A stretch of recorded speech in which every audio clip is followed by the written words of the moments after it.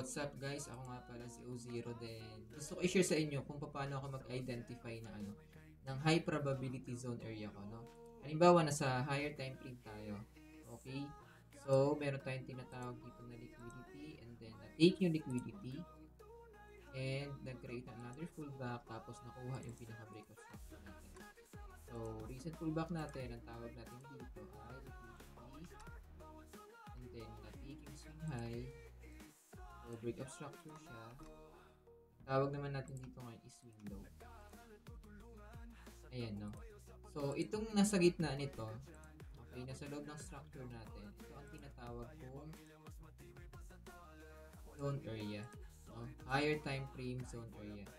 Ibig sabihin, once na ang price, no, pumunta rito sa ating zone area, automatic niyan, pumupunta ako sa small time frame para maghanap ng buying position. So, ganun lang, no? Simple lang ako maghanap ng higher time frame zone area kapag dating dito sa ating SLB. So, ayun, kung wala ka pang community, join ka lang. Yung link ko, ayan, solo.to/o0fx. So, yun guys, kita tayo sa ating community.